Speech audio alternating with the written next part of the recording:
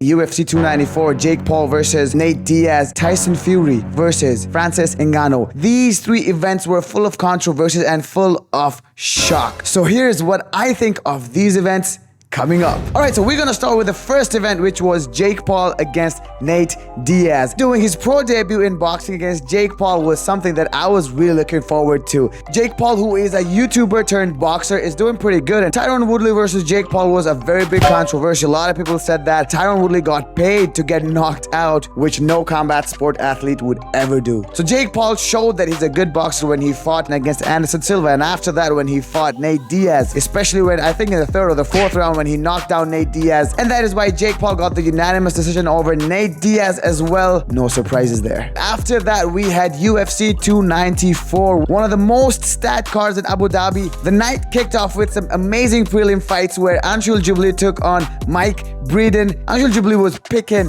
Mike Breeden apart, but then in the third round, Mike Breeden came back out of nowhere and he started teeing off on Anshul, and he got the TKO win. He knocked him out in the third round. Okay, so UFC 294 was not any less than a controversial event because in the prelims, Javid Basharat took on Victor. The fight ended in a no contest because apparently Javid Basharat hit Victor with a low blow, a low kick. It landed on the inside of the leg, but Victor said it's a groin shot and this was called a no contest. And on the main card, we had Johnny Walker against Magomed Ankalaev, which ended up in another no contest. I mean, what was going on that night? So Magomed Ankalaev had Johnny Walker on the ground. While Johnny Walker was getting up against the fence, Magomed Ankalaev throws an illegal knee. That reminded me of Peter Yan versus Aljo.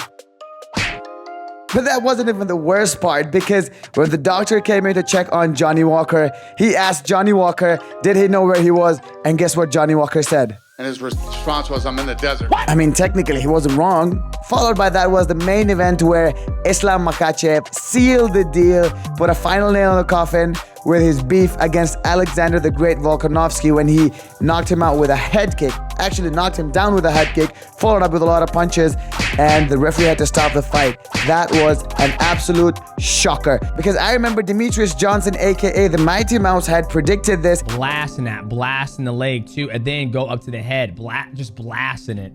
I told you! Look, I told you guys!